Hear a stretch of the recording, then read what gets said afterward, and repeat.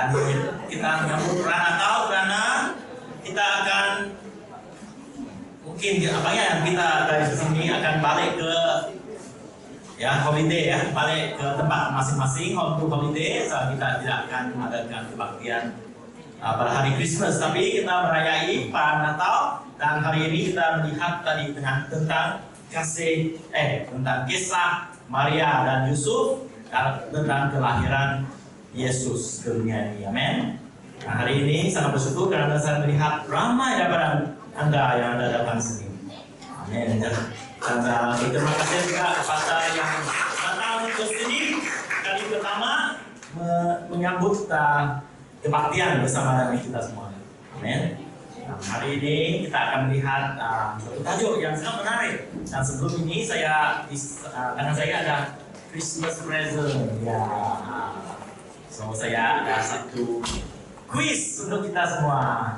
Siapa yang dapat jawab, mungkin saya akan kasih Christmas present ini ya. Kamu boleh pilih ini atau yang panjang atau yang suke. Ini bisa tahu apa ini. Oke. Fun facts. Ada. Tajuk hari ini adalah bertindak atas berita baik. Oke, saya ada. Malaikat Christmas. Kita masih dalam siri Malaikat Christmas dan hari ini adalah siri yang ketiga akan bertajuk kabar baik untuk semua orang ya. Dan kita ada fun facts before kita baca firman Tuhan ya.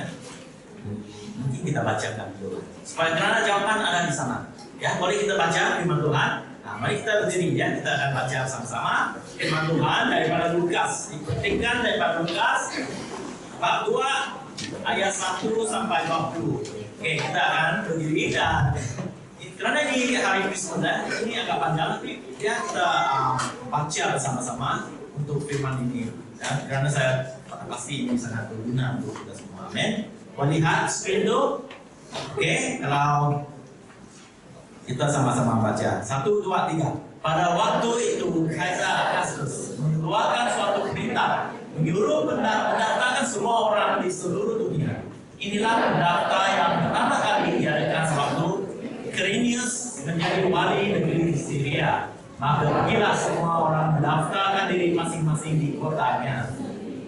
Demikian juga Yusuf pergi dari kota Nazaret di Galilea ke Yudea, ke kota Daud yang bernama Bethlehem, karena dia berasal dari keluarga dan keturunan Daud, supaya didaftarkan bersama-sama dengan Maria, tunangnya yang sedang mengandung. Ketika mereka di situ, tibalah waktunya bagi Maria untuk bersalin, dan ia melahirkan seorang anak laki-laki, anaknya yang sulung. Lalu dibungkusnya dengan lampin dan dibaringkannya di dalam palungan, karena tidak ada tempat bagi mereka di rumah penginapan. Di daerah itu ada gembala-gembala yang tinggal di padang menjaga kawanan benar mereka pada waktu malam. Tiba-tiba beginilah seorang malaikat Tuhan di dekat mereka dan kemuliaan Tuhan bersinar meliputi mereka dan mereka sangat ketakutan. Lalu kata malaikat itu kepada mereka, "Jangan takut, sebab sungguhnya aku memberitakan kepadamu kesukaan besar untuk seluruh bangsa." Okay, next. Hari ini telah lahir bagimu juru selamat, yaitu Kristus Tuhan di kota Daud. Dan inilah tandanya bagimu. Kamu akan menjumpai seorang bayi dibungkus dengan lampin dan terbaring di dalam palungan. Dan tiba-tiba tampaklah bersama dengan mereka itu sejumlah besar para tentera surga yang memuji Allah, katanya, "Kemuliaan bagi Allah di tempat yang maha tinggi dan damai sejahtera di bumi antara manusia yang berkenan kepada-Nya." Setelah malaikat itu meninggalkan mereka dan kembali ke surga, gembala-gembala itu berkata kepada seorang kepada yang lain, "Marilah kita pergi ke Bethlehem untuk melihat apa yang terjadi di sana, seperti yang diberitahukan Tuhan kepada kita." Lalu mereka cepat-cepat berangkat dan menjumpai Maria dan Yusuf dan bayi itu yang sedang berbaring di dalam palungan. Ketika mereka melihatnya, mereka memberitahukan apa yang telah dikatakan kepada mereka tentang anak itu. Dan semua orang yang mendengarnya heran tentang apa yang dikatakan gembala-gembala itu kepada mereka. Tetapi Maria menyimpan segala perkara itu di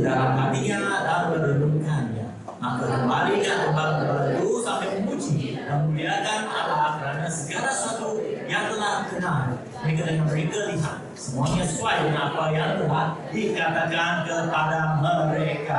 Amin. Mari kita doa. Tuhan, kami serahkan masa ini dalam nama-Mu agar Engkau memberikan firman-Mu, menyatakan sesuatu yang penting dalam kehidupan kami. Pakailah kami pada hari ini untuk menyatakan firman-Mu, berberita baik pada dunia ini. Pakailah hamba-Mu untuk menyampaikan firman-Mu juga secara efektif. Dalam nama Yesus kami katakan amin. Silakan dulu. Amin. Tadi apa yang kita bacakan ya tentang suatu waktu dahulu terjadinya. Ya, dan waktu itu telah ditulis di buku itu adalah pada masa Kaisar Augustus meminta semua orang berbanci. Ya, kalau kita dari Abang Jo satu hari menyatakan semua orang harus balik ke kampung supaya kamu akan dapat tanah warisan kamu. Masa itu haruslah kita balik ke kampung kan? Betul? Untuk buat perimeter, semua orang harus balik. Itu hari saya diberitahu Sister Karen balik ke tempat untuk buat perimeter. Tanda yang inilah masa itu, masa yang telah ditentukan oleh Tuhan. Dan Kaisar Augustus, raja pada masa itu menyuruh semua orang balik ke tempat masing-masing, ke tempat rumah mereka kerana ada banci. Dan siapa yang tidak balik akan terlepas peluang untuk dapat tanah. Oleh itu pada masa yang sangat kritikal kerana banci itu akan habis dan kerana Maria mengandung sudah, terpaksa mereka pergi. Kamu tahu karena perjalanan dari Nazareth ke Bethlehem akan mengambil 4 hari. Bayangkan ya, kalau tidak pergi tentunya tidak dapat tanah warisan mereka. Haruslah mereka menunggu, ayo pergi atau tidak, terpaksalah. Walaupun Maria mengandung, Yusuf kata kita harus pergi kerana tanah itu penting. Barulah mereka berjalan pada waktu itu 4 hari ke Bethlehem. Dan ini telah ditentukan oleh Tuhan kerana dalam sejarah, dalam firman Tuhan di Yesaya, Tuhan telah mengatakan bayi akan dilahirkan dan di Bethlehem, di Bethlehem, tempat kelahiran Yesus. Dan semuanya terjadi walaupun bukan direncanakan oleh Yusuf dan Maria, tapi telah direncanakan oleh Tuhan. Amin. Ini yang mujizat dan masa dan waktunya telah ditentukan. Dan pada waktu itu, saya ada beberapa fakta yang fun facts yang saya akan tanya. Oke, first one, question, fun facts. Ada? Siapa yang menulis Injil dan kenapa dia menulis Injil ini? Ya, siapa yang menulis Injil yang kita bacakan? Siapa? Mau jawab? Angkat tangan. Siapa? Sangat senang ya. Siapa yang menulis Injil ini? Satu present akan diberikan. Saya kata 1, 2, 3 ya. Siapa mau jawab? Terus datang ke sini. 1, 2, 3. Siapa nih mau dapat hadiah?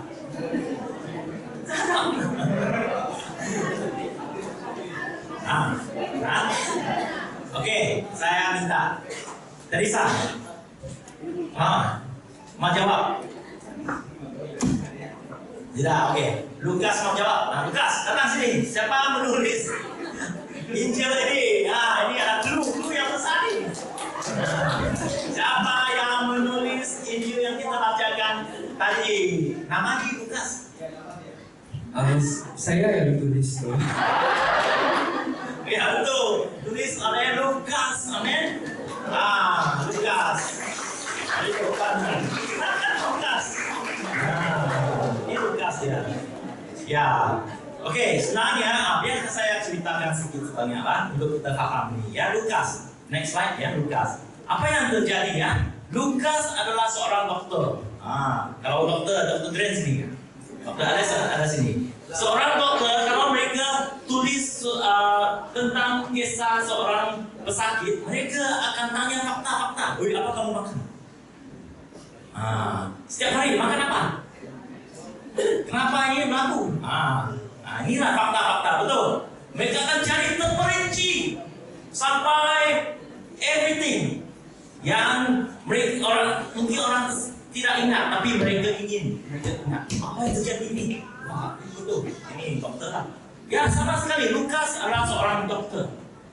Kenapa kita tahu? Kerana di dalam Kolose, dalam sebuah surat yang ditulis oleh Paulus, dia mengatakan Lukas seorang dokter yang bersama dengan dia dalam perjalanan menyampaikan Injil. Nah, ini Lukas, oke? Nah, Lukas menulis kepada siapa? Kenapa ini Injil dituliskan? Sebenarnya pada masa itu telah ada dua Injil juga. Namanya Markus dan juga Matius. Telah disebarkan di sana. Tapi Lukas juga belum menulis Injil atau cerita ini kerana ada sesuatu yang penting untuk dia tulis. Kerana pada masa itu Paulus, kamu tahu Paulus, dia dipenjarakan. Dia telah dipenjarakan, akan dibawa ke Roma untuk dibicarakan. Dan Lukas ini harus menulis surat kepada seorang yang bernama Theophilus. Nah, dalam buku ini yang ditulis, sebenarnya dia mengatakan, Your Excellency Theophilus, saya menulis surat ini, Injil ini kepada kamu untuk menyatakan fakta-fakta yang saya telah mencari dengan teliti. Walaupun kamu telah dengar tentang Injil, tapi saya menyatakan secara teliti. Yang Your Excellency itu yang bermakna kalau hari ini adalah yang berhormat, ya. Theophilus adalah seorang yang penting di Roma, yang berhormat. Macam wakil kita, wakil rakyat kita lah. Dewan-dewan rakyat kita yang di Roma pada masa itu. Dia menulis Injil ini, fakta ini kepada dia untuk memberitahu apa yang terjadi kepada Paulus. Kenapa dia menjadi seorang Kristen dan kenapa surat ini dapat menolong Theophilus yang berhormat itu sampai berita kepada Kaisar Roma untuk menyatakan, oh ini orang tidak bersalah, ya. Dan kami Theophilus sebenarnya mungkin adalah peguam juga, ya. Dan apa juga yang ada di sini? Lukas menulis surat ini tentang fakta yang telah apabila seperti Dr. Dren, ya, kalau dia tulis fakta, dia akan temu duga. Dia tidak akan, mana aku dapat ni pergi internet Wikipedia tu. Dia tidak akan buat begitu, ya. Dia akan temu duga, pergi cari orang. Adakah bapak kamu beritahu saya dia makan ini. Betulkah? Apa yang kamu masak? Dia akan bertanya istrinya, ya, atau anak-anaknya. Tengok history semua. Inilah yang dilakukan oleh Lukas bila dia menulis Injil Lukas. Dan Lukas menulisnya, dan sebenarnya bukunya adalah Lukas dan Kisah Para Rasul. Semua dia tulis oleh dia. Interesting kah? Siapa mau jadi pelajar Injil? Ya, kamu harus mengetahui ini. Oke, satu lagi fun fact. Ini ada hadiah lagi, ya. Hadiah lagi. Fun fact yang kedua, siapa yang menyampaikan fakta di bab 2 yang kita bacakan tadi kepada Lukas, ya? Kan Lukas pergi tanya orang kan, ini berlaku. Siapakah yang menyatakan fakta tadi kepada Lukas? Ini agak challenging nih, tapi kita ada clue tadi, kita baca tadi. Ada clue. Ini siapa mau hadiah nih?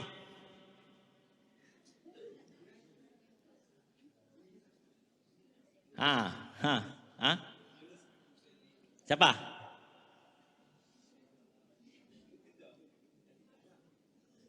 Ada? Siapa angkat tangan?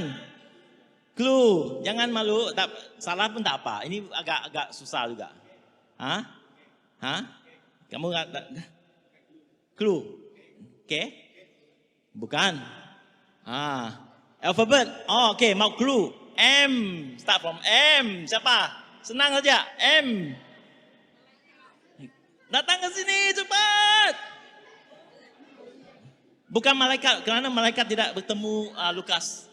Seseorang yang bertemu dengan Lukas. Siapa? 1, 2, 3, ambil. Siapa? Maria. Oh betul, Maria. Siapa yang telah tadi ada siapa yang menjawab Maria? Wah, hebat kamu. Maria. Maria, kenapa saya tahu? Kenapa saya tahu? Ini clue dia, next clue. Next one, next slide.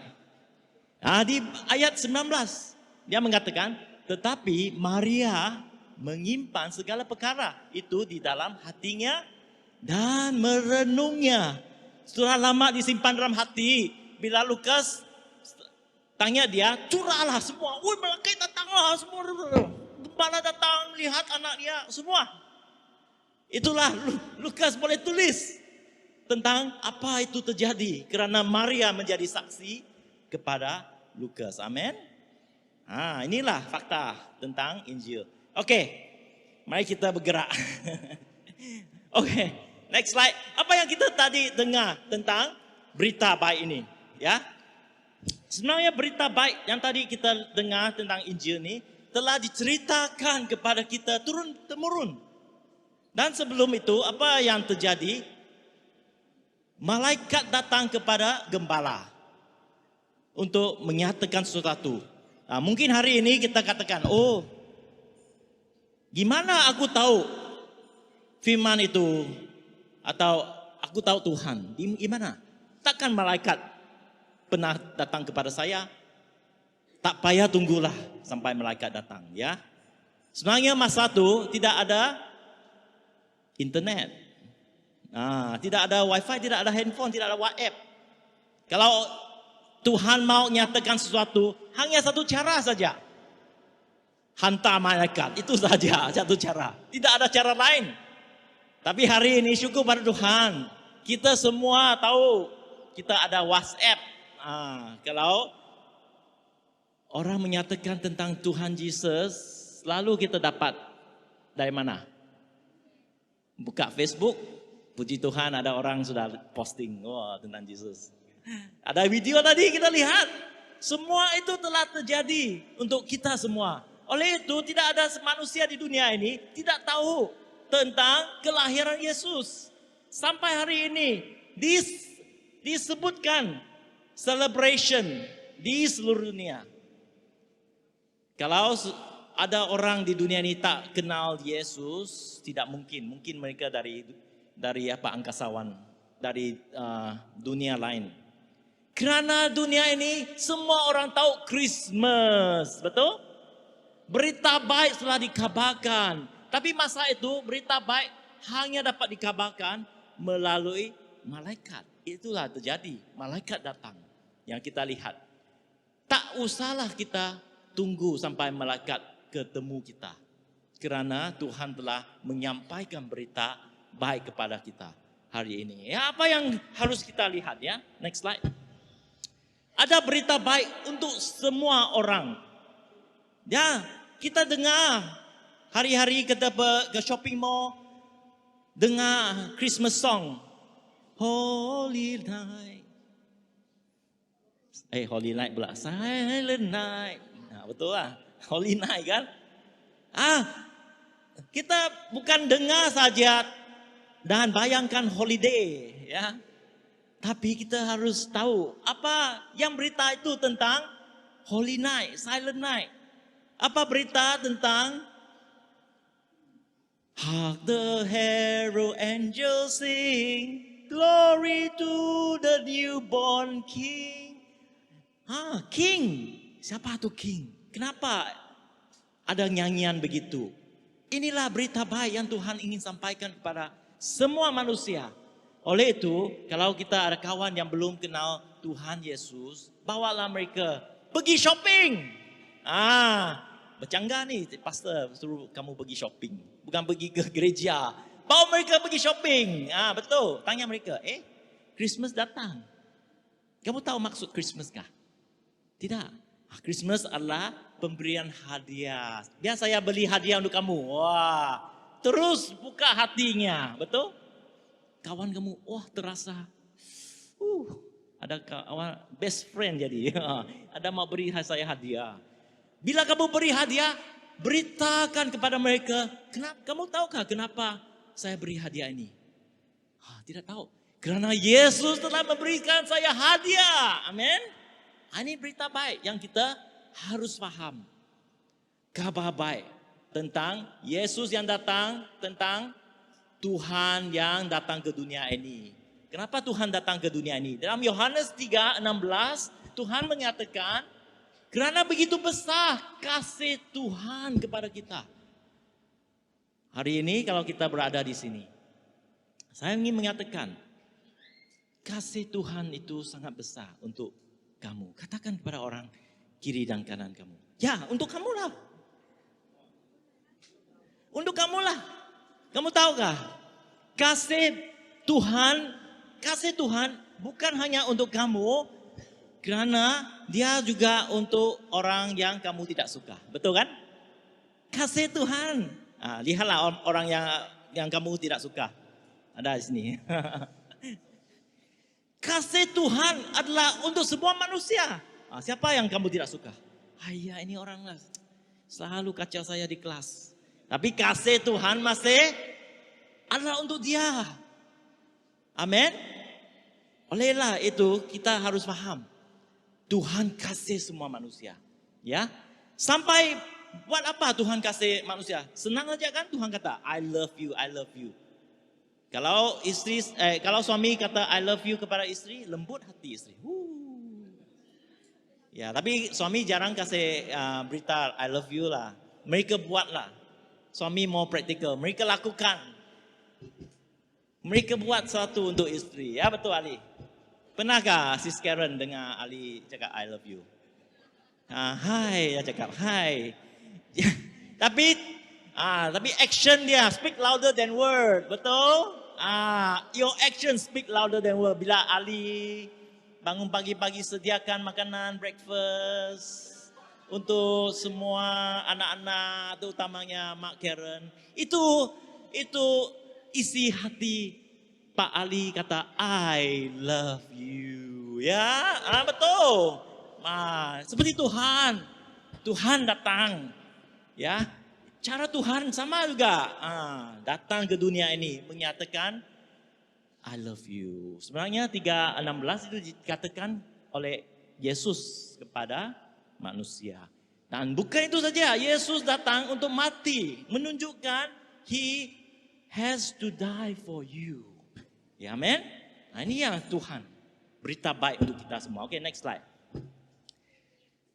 Oleh itu apabila kita meneliti, mendengar firman Tuhan, kita harus memahaminya dengan meneliti. Amin.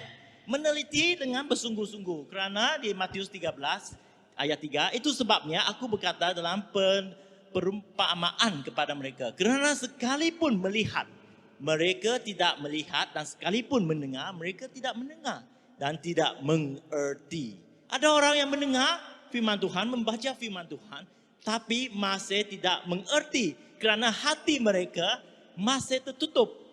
Ini aku dah dengar beratus-ratus kali sudahlah cerita Yesus. Tidaklah, aku pun tak mengerti. Macam sifat begitu ya. Kerana Tuhan pernah kata, banyak orang mendengar tapi tidak mengerti. Seperti anak-anak muda ya, kalau ada siap anak-anak sini muda ya. Mak kamu suruh kamu, jangan naik kerusi itu, nanti rosak. Tak dengar. Jangan naik kerusi itu. Berapa kali pun tak dengar. Kerana dia tak mengerti. Sampai mak ambil rotan, tak usah cakap apa, turun dah. Betul? Mengerti. Jangan sampai Tuhan datang, ambil rotan kita mengerti ya. Tapi Tuhan baik. Dia menunjuk kasih-Nya kepada kita. Oleh itu kita membaca firman Tuhan, kita harus meneliti apa yang kita bacakan. Oke, next slide. Ini orang. Saya tunjuk orang ni. Kerana apabila mereka mendengar firman Tuhan, apa yang berlaku dalam kehidupan mereka? Satu adalah Lee Strobel. Istrinya mengenal Tuhan Yesus pada masa itu. Ada satu perubahan yang luar biasa terjadi dalam kehidupan istrinya. Sampai orang ni, Lee Strobel adalah seorang penulis. Dia menulis tentang kisah crime ya. Masa itu dia melihat perangai istri berubah. Tapi sebagai orang yang kritikal, dia mengatakan, mungkin perubahan ini sekejap saja. Tapi bertahun-tahun dia terasa, memang ini mujizat nih atas istrinya. Sampai dia kata, tidaklah, saya ingin memberitahu dengan mencari Injil itu, menyatakan bahwa Yesus tidak wujud dan Yesus tidak pernah bangkit. Dia pun mencari fakta. 1 tahun dia mencari-cari, pergi ke tempat-tempat, baca buku. Dan akhirnya dia menerima Yesus. Amin. Lee Strobel, hari ini dia seorang pastor yang menulis sangat banyak buku. Jeff Morgan kalau kamu YouTube sama dia ada YouTube dia, channel dia yang memberi kesaksian. Apa kisah dia? Dia seorang yang pernah suka menceburi dalam New Age, meditasi dan sebagainya. Kerana dia terasa kekosongan dalam hidup dia. Sampai satu tahap, dia menyusahkan keluarga dia. Tapi pada hari itu pun, dia pergi ke gym, dia seorang bodybuilder. Masa gym itu, terheran ada 3 orang pada hari itu menyampaikan Yesus kepada dia. Dia terheran, apa ni? Lepas tu dia balik ke rumah, dia teringat pernah ada orang beri dia Injil. Dia mula bacakan Injil dan dia terperanjat kerana Injil itu menyatakan tentang Yesus. Dan hari itu dia pun terima Yesus. Dan hari ini dia seorang bodybuilder. Dia mempunyai YouTube yang sangat bagus, yang saya sangat didorongi. Nah, ini Jeff Morgan, kamu boleh Google sama dia. Amin. Nah, inilah cerita tentang orang-orang yang pernah mendengar dan terus meneliti. Adakah kebenaran itu? Dan hari ini saya ingin mengatakan kepada kita, jika Tuhan telah memberikan hadiah. Satu cerita, ada seorang raja. Pada suatu hari dia mengatakan, hari ini saya bersuka cita, saya mempunyai hati besar. Saya ingin memberi hadiah kepada seorang daripada rakyat saya. Gimana aku mau beri? Lepas itu advisor kata, mungkin kita cari, letak dalam bungkusan dan letak dalam tanah. Supaya orang yang ketemu dia akan diberkati. Raja pun okey lah. Dia pergi ke jalan raya itu yang sibuk tu. Pada waktu malam, dia mengalihkan satu lubang. Letakkan emas tu ke dalam lubang tu. Dan dia menggerakkan satu batu untuk tutupi lubang tu. Karena jalan itu banyak orang pakai. Pada waktu pagi, raja tu di satu tempat meneliti. Orang jalan ke tempat tu, nampak batu yang besar tu. Mereka kata, siapa ni? Letak batu besar ni. Ada orang yang terus jalan-jalan tak nampak pun macam ni. Banyak orang melalui tempat tu tanpa buat apa-apa. Tapi ada seorang budak ke tempat tu, nampak batu itu. Dia pun cuba bergerak batu itu supaya orang boleh lalu. Dan banyak lagi orang yang menolong dia bergerakkan batu itu. Lepas mereka bergerak batu itu, ternampak lubang itu. Dan ambil kalungan emas yang telah diberikan oleh raja kepada mereka. Amin. Tuhan ingin sini, berita baik telah diberikan kepada kita. Tapi haruslah kita meneliti.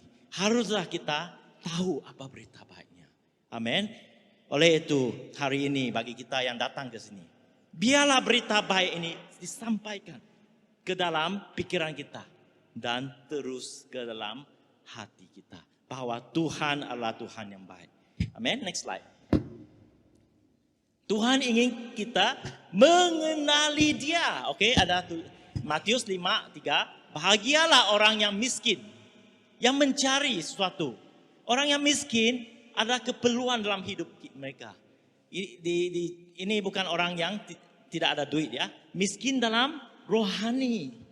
Yang ada a hunger, a thirst untuk mencari sesuatu. Kerana mereka akan menjumpai Tuhan, ya, kerajaan surga. Dan Yeremia mengatakan, apabila kamu mencari aku, kamu akan menemukan aku. Kamu menyenangkan aku dengan segenap hati. Amin. Carilah Tuhan. Tanyalah Tuhan. Tuhan, kenapa sehari ini saya datang ke gereja? Karena jemputan kawan saya. Tapi saya pasti bahwa ini bukan hanya satu jemputan. Tapi Tuhan yang membawa kamu ke gereja. Untuk mendengar firman-Nya. Untuk kamu. Untuk kita hari ini. Amin. Oke, next slide. Kita teruskan. Apabila kita mendengar seperti gembala yang berada pada malam itu. Mereka mendengar daripada malaikat. Ada orang yang mendengar mengatakan, ini berita baik. Full stop. Tak buat apa-apa. Tapi apa yang kita bacakan? Gembala itu apabila mendengar, mereka terus mengatakan, mari kita pergi ke sana untuk melihat apa yang berlaku. Mari kita bertindak atas kabar baik itu. Tuhan juga sama. Ingin kita, apabila kita mendengar, janganlah simpan di dalam otak kita. Tapi bertindak di dalam hati kita dan kelakuan kita. Mulai hari ini kita boleh bertindak. Mendengar dan bertindak. Amin. Karena kalau kita mendengar sahaja, kadang-kadang kita terlupa. 1 tahun tak ke gereja. Sampai kawan kamu teks lagi. Jemput kamu ke pra-Christmas.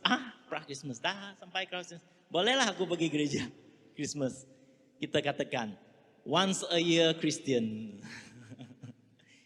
Tapi harus kita ke gereja selalu karena Tuhan hanya perlu satu daripada kita semua, yaitu iman kita. Tuhan tidak melihat kebaikan yang kamu lakukan. Tuhan tidak melihat apa yang kamu buat di dunia ini jikalau kita lakukan tanpa apa? Iman, tanpa percaya pada Tuhan. Karena hanya satu sahaja benda yang berkenan kepada Tuhan, yaitu iman kita. Amin. Apa itu iman? Ya, next slide.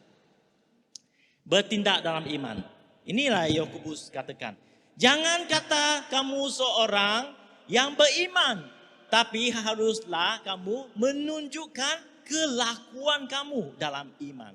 Banyak orang kata, saya seorang Kristen karena saya melakukan baptism, saya menerima Yesus. Tapi kalau tanya kawan-kawan mereka, ini Kristen apa nih? Selalu bohong. Hutang tak bayar. Selalu kata kotor-kotor. Perkataan kotor keluar. Betul? Macam jadi batu sandungan pada orang juga. Tapi Tuhan ingin kita bukan dengar saja, tapi ada action di dalam iman kita. Karena jangan lupa Tuhan melihat apa?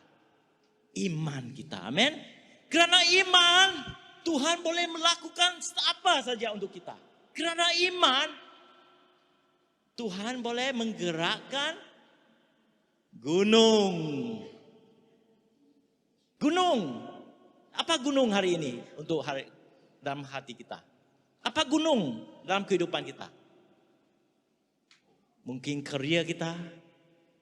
Kita rasa tidak ada career path yang baik. Mungkin kesehatan kita. Ini satu gunung. Kita tidak boleh breakthrough.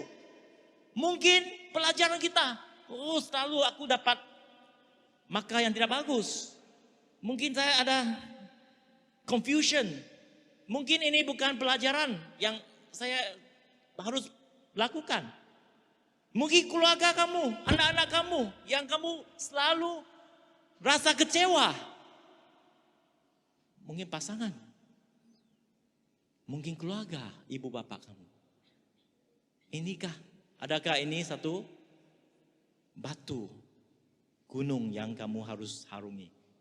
Dan saya ingin mengatakan, Yesus katakan, kalau kamu ada iman, sebiji sesawi, katakan kepada gunung itu, aleh, gunung itu akan aleh. Karena iman itu Tuhan akan menjawab. Amin. Oleh itu kita harus berjalan dalam iman gitu. Next slide. Daripada iman sederhana kepada iman sempurna. Amin. Katakan kepada orang di sebelah kiri kamu. Daripada iman sederhana kepada iman sempurna. Ya. Kalau kamu ada buku, catatkan. Katakan, kamu catat buku ini bukan untuk kamu. Ada untuk orang di sebelah kamu. Ya. Saya catatkan ini untuk kamu. Oke? Oke? Iman yang sederhana kepada iman yang sempurna. Karena semua orang yang mengikut Yesus haruslah bertumbuh dalam hidup kita. Baru semalam saya ada bawa dua orang kakek, beradik ya, sister lah, pulang dari Semarang ke rumah mereka. So, sister itu beritahu saya, dia ada satu kedai di Siang-Siang ya, buka jual Yong Tau Fu. Dia katakan sama saya, ini tauke saya sudah naik kedai renting tu. Dahulu hanya 300. Sekarang selepas pandemik, saya kena bayar renting kedai Yong Tau Fu itu 1,150. Wah, saya pun terkejut. Wah, renting kedai makan Yong Tau Fu harus bayar ini. Ini macam installment rumah tu. Betul? Kalau kita beli rumah, kita bayar 1,000. Okey. Ini kedai saja buat bisnes Yong Tau Fu. Kena bayar 1,000 lebih.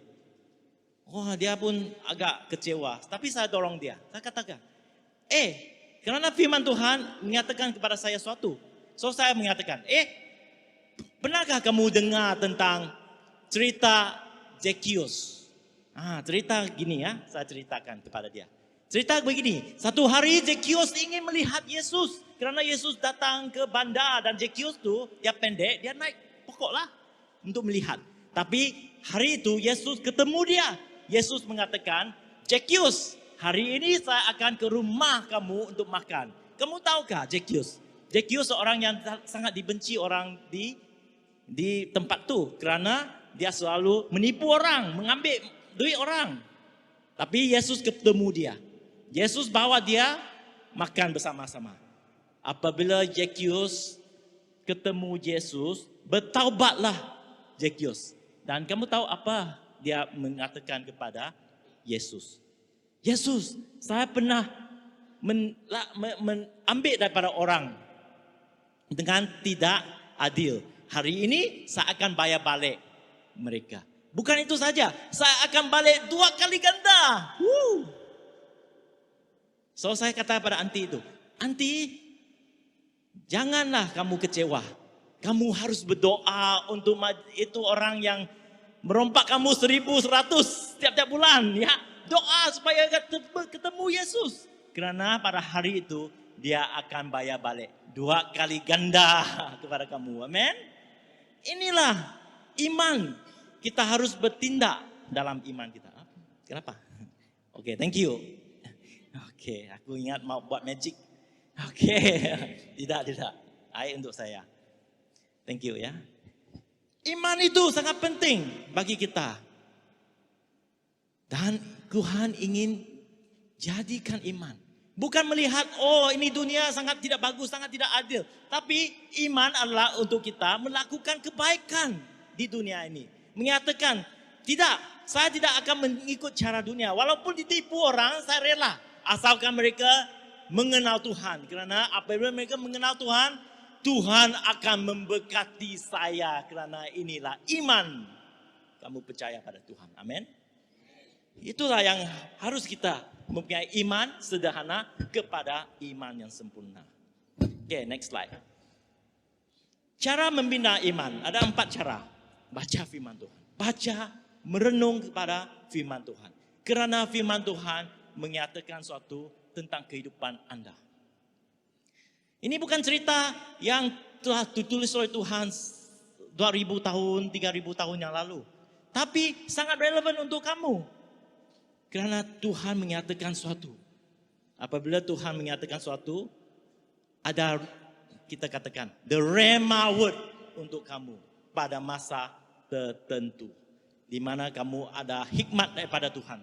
Baca firman Tuhan. Ambil masa sunyi. Bangun, ingat pada Tuhan. Jangan ingat pada masalah. Jangan ingat pada hutang kita. Jangan ingat pada apa yang akan berlaku tentang kehidupan kita. Ingat pada Tuhan, kerana Tuhan yang memegang hidup kita. Bukan kesakitan yang memegang hidup kita. Kerana ini banyak perkara yang kita kecewa di dunia ini kerana kita tidak teringat pada Tuhan. Tapi apabila kita ingat pada Tuhan, kekecewaan itu biarlah Tuhan handle. Biarlah Tuhan handle. Asalkan kita tahu bahwa kita mempercayai Tuhan. Amin. Itu iman, ya. 3, bersekutu dengan jemaat Tuhan. Ya, kita ada live group bersekutu kerana masa itu kita mendorong satu sama lain. Kita mendengar daripada satu sama lain tentang kesaksian-kesaksiannya. Apa berlaku di kehidupan mereka. Itu akan mendorong kita. Keempat adalah beribadah di gereja. Amin. So saya harap kita ada di sini bukan hari ini saja kita datang. Amin. Boleh katakan, saya akan datang lagi ke gereja. Amin. Saya akan datang selalu ke gereja. Kerana inilah di gereja kita dibina dalam iman kita. Amin. Okay, next slide. Next one. Yang ketiga, apa yang berlaku? Apabila mereka mendengar, apabila mereka bertindak dalam iman. Yang ketiga, maka kembalilah gembala sambil, kembali mana? Kembali ke tempat mereka masing-masing. Sambil memuji dan memuliakan Tuhan. Mereka ada satu perubahan yang luar biasa terjadi dalam kehidupan. Kerana pada hari itu mereka mulai memuji dan menyembahkan Tuhan. Kerana segala sesuatu yang mereka dengar dan mereka lihat, semuanya sesuai dengan apa yang telah dikatakan.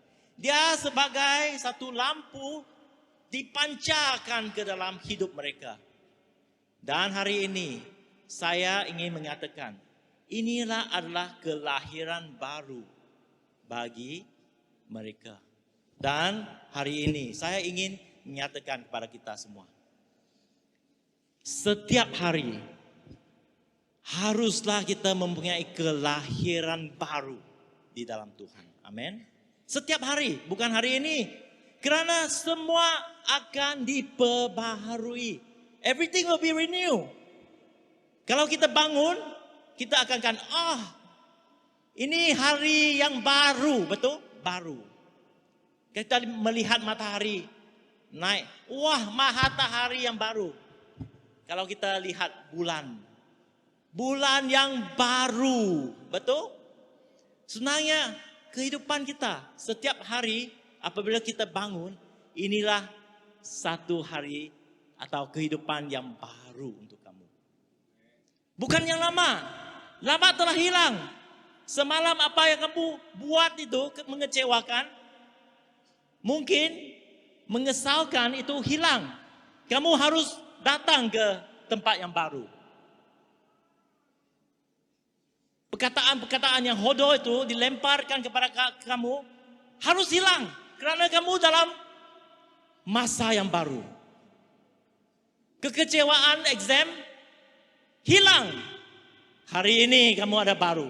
You are a better version of yourself. Kamulah visi atau version yang baru. Hari ini lebih baru daripada semalam. Amin. Iman. Katakan kepada anda sendiri, saya telah diperbaharui. Amin. Tuhan ingin kita diperbaharui dalam setiap hari kita. Next slide. Hidup dalam anugerah Tuhan. Ini penting untuk kita paham. Kalau kita lihat dalam kehidupan, ada kekecewaan, ada kekurangan, ada sesuatu yang berlaku, ini bukan dari Tuhan. Apa Yesus katakan? Pencuri. Siapa pencuri? Iblis. Iblis hanya datang untuk mengecewakan kita. Untuk membinasakan kita. Untuk datang meropak kita supaya kita rasa kecewa. Supaya kita katakan, saya berputus asa. Saya ingin hilang pada dunia ini. Siapa menang? Iblis menang.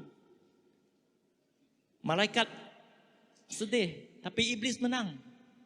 Kerana dia telah mencapai matlamat dia, mencuri daripada kamu, membinasa daripada kamu. Tapi Yesus kata, tetapi aku datang supaya kamu mempunyai hidup bahkan. Bukan itu hidup. Hidup yang berlimpah. Limpah. Apa itu berlimpah-limpah? Berlimpah-limpah itu maksudnya kita ada kebahagiaan. Apa kebahagiaan sebenarnya? Sukses itu, kejayaan itu kebahagiaan. Keuangan itu kebahagiaan. Banyak orang yang mempunyai uang pun tidak bahagia. Banyak susah itu. Betul? Bukan kejayaan itu kebahagiaan. Bukan keuangan itu kebahagiaan. Tapi Tuhan itu kebahagiaan. Amin. Tuhan itu kebahagiaan. Apabila kita tahu siapa Tuhan, kita ada harapan dalam kehidupan kita. Baru-baru ini saya pergi satu pengemubian seorang anti. Dan saya bercerita sama jemaat pada hari itu dengan gembira.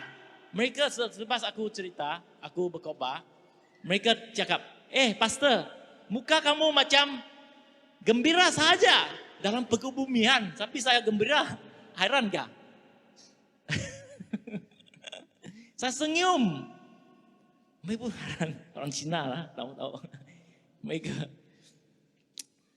sepatutnya lihat sedih kan, tapi saya senyum.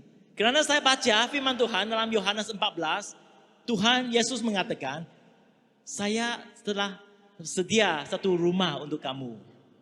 Dan apabila rumah itu siap, saya akan datang untuk ketemu kamu dan bawa kamu ke sana.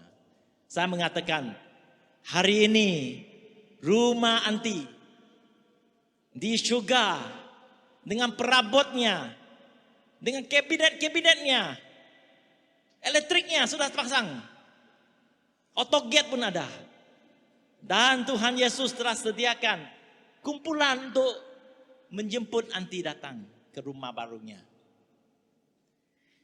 Dan pada masa anti berada di katil saat itu, Yesus datang dengan cahaya. Banyak orang yang sebelum mati nampak cahaya. Inilah jemputan Yesus. Membawa dia. Rumah kamu dah sedia. Mari kita pergi. Amin. Jangan takut pada kematian. Tidak ada kematian. Kerana kehidupan ada bersama dengan Yesus. Hari ini ketakutan berlaku kerana kita tidak tahu kasih pada Tuhan pada kita. Kalau kita kenal Tuhan dan tahu bahwa Tuhan benar-benar kasih kamu. Sampai Yesus harus mati. Kita ada harapan yang baru. Oleh itu pada hari itu saya sangat bergembira. Saya mengatakan, anti sudah ada rumah yang baru. Lebih daripada rumah itu yang di Kuching ini. Amin. Next slide. Dalam hidup kita, hidup berjaya adalah hidup yang bersendirian. Kejayaan itu sendiri. Tapi Tuhan ingin kita hidup dalam hidup yang bermakna, significant. Success is not enough. We have to strive for significant. Hidup yang bermakna. Dan hidup yang bermakna hanya akan berlaku apabila kita memberi kehidupan kita kepada Tuhan dan kepada orang-orang yang kita kenali. Oleh itu Tuhan mengatakan, kasih kepada Tuhan dan kasih kepada sesama diri sendiri. Kerana itulah ada makna. Amin. Kita tidak akan dapat kasih kalau kita menerima. Kasih adalah memberi. Amin. Oleh itu, seorang pemimpin yang sangat terkenal selalu memberi advice pada presiden, namanya John C. Maxwell. Ini yang dia katakan. A lot of people, banyak orang believe they are successful. Mereka selalu kata, oh saya successful. Percaya kerana mereka memilih segala yang mereka inginkan. Apa yang saya inginkan, saya akan dapat. Oleh itu, doa para Tuhan Yesus adalah selalu, oh Tuhan bless me, bless me. Berilah aku, hari ini berilah aku kekayaan. Ya, they have added value to themselves. But I believe, ya memang mereka berjaya. Tapi saya percaya makna hadir bila kamu menambahkan nilai kepada orang lain. Amin. Semua yang ada yang Tuhan telah berikan dapat menambahkan nilai kepada orang lain. Oleh itu gereja hari ini, kalau kita lihat, kita ingin menambahkan nilai kepada kehidupan Anda, kepada jemaat-jemaat. Kerana Tuhan ingin kejayaan, ingin satu yang bagus di dalam kehidupan kamu. Supaya kamu boleh dapat menambahkan nilai kepada mereka yang memerlukannya. Amin. You are the salt. Kamulah ada garam. And you are the light. Kamu adalah terang di dunia ini. Katakan kepada orang di sebelah kiri dan kanan kamu, kamulah garam dan kamulah terang untuk dunia ini. Amin. Dan hari ini, oleh itu, mari kita berdiri. Ya, kita akan berdiri. Kita akan menyanyi lagu ini, Anugerah Tuhan.